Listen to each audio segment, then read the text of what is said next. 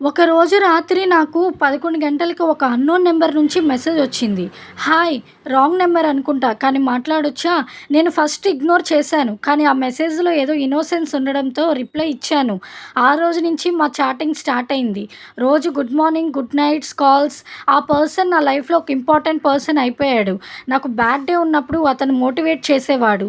నేను నవ్వితే అతనికి హ్యాపీనెస్. నేను సైలెంట్ అయితే అతనికి టెన్షన్. కొన్ని నెలల తర్వాత అతను చెప్పాడు, "నువ్వు లేకుండా నాకు జీవితం ఎంప్టీగా అనిపిస్తుంది. I think I love you." నేను ఒక్కసారిగా షాక్ అయ్యాను. కానీ నిజం ఏంటంటే నేను కూడా అతన్ని ఆల్రెడీ లవ్ చేస్తున్నా. ఇద్దరం లవ్ చేసుకోవడం స్టార్ట్ చేసాం. కానీ ప్రాబ్లమ్ ఏంటి అంటే మేమెప్పుడు ఒక్కసారి కూడా మీట్ అవ్వలేదు. ఒకరోజు ఫైనల్‌గా మీట్ అవుదాం అనుకున్నాము. నేను చాలా ఎక్సైట్‌మెంట్‌తో వెళ్ళాను. కానీ అక్కడికి వెళ్ళినప్పుడు అతను రాలేదు. ఫోన్ చేస్తే ఫోన్ స్విచ్ ఆఫ్. చాలా హవర్స్ వెయిట్ చేస్తూ గడిచిపోయాయి. నెక్స్ట్ డే ఒక మెసేజ్ వచ్చింది. సారీ, నేను కలవడానికి రావాలనుకున్నాను. కానీ నా లైఫ్‌లో ఒక నిజం ఉంది. నేను ఆల్రెడీ వేరే పర్సన్‌తో ఎంగేజ్‌మెంట్ చేసేసుకున్నాను. నేను హర్ట్ చేయాలనుకోవటం లేదు. అందుకే డిస్టెన్స్ తీసుకుంటున్నా. ఒక్కసారిగా నా ప్రపంచం ఆగినట్టు అనిపించింది. కానీ నేను ఒక డెసిషన్ అయితే తీసుకున్నా. ఎవరు వచ్చినా వెళ్ళినా నా సెల్ఫ్ రెస్పెక్ట్ మాత్రం నాకు ఇంపార్టెంట్ అని చెప్పి నేను మూవ్ ఆన్ అయిపోయాను. కానీ ఆ అన్నోన్ నెంబర్ నుంచి వచ్చిన మెసేజ్ మాత్రం నా లైఫ్‌లో ఒక బిగ్గెస్ట్ లెసన్ అయిపోయింది. కొన్ని ప్రేమలు మన దగ్గర ఉండకపోవచ్చు. కానీ మనల్ని చాలా స్ట్రాంగ్ చేస్తాయి. కొన్ని నెలలు గడిచిపోయిన తర్వాత స్లోగా నేను నార్మల్ అవుతున్నా. పెయిన్ ఉన్నా బయటికి స్ట్రాంగ్‌గా కనిపిస్తున్నా. ఒకరోజు అదే అన్నోన్ నెంబర్ నుంచి మళ్ళీ నాకు మెసేజ్ వచ్చింది.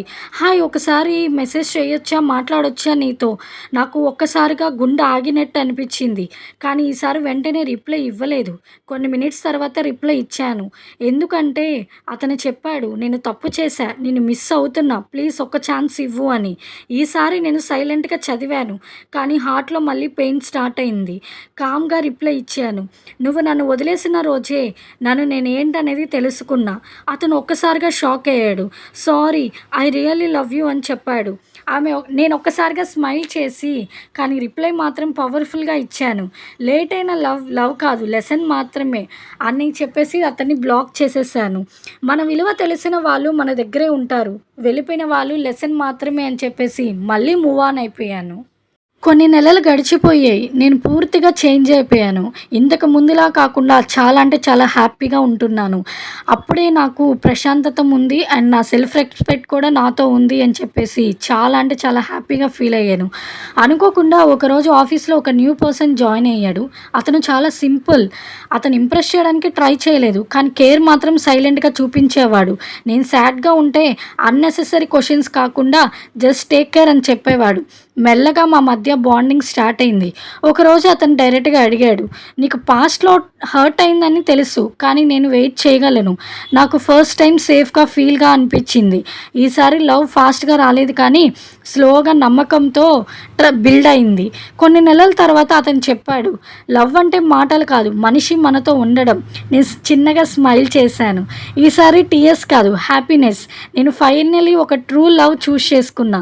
ఎందుకంటే ఈసారి రెస్పెక్ట్ ఉంది, ప్లస్ కేర్ ఉంది, ప్లస్ ట్రస్ట్ ఉంది. సరైన వ్యక్తి లేట్‌గా వస్తాడు కానీ లైఫ్ అంతా ఉండిపోతాడు. ఈ స్టోరీ అనేది నాతో ఒక సబ్స్క్రైబర్ అనేది షేర్ చేసుకున్నారు. సో, ఈ స్టోరీలో మనం చాలా అంటే చాలా ఇంపార్టెంట్ పాయింట్స్ అనేవి నేర్చుకుంటాము. సో, ఇలాగ మీకు ఎవరికైనా ఇలాంటి స్టోరీస్ ఉండే పనైతే నాతో షేర్ చేసుకోండి. అండ్ మీకు ఈ స్టోరీస్ కనుక నచ్చినట్టయితే నా ఛానల్‌ని సబ్స్క్రైబ్ చేసుకోండి, లైక్ చేయండి, కామెంట్ చేయండి. మళ్ళీ నెక్స్ట్ స్టోరీతో మీ ముందుకొచ్చేస్తాను. Until then take care. Bye.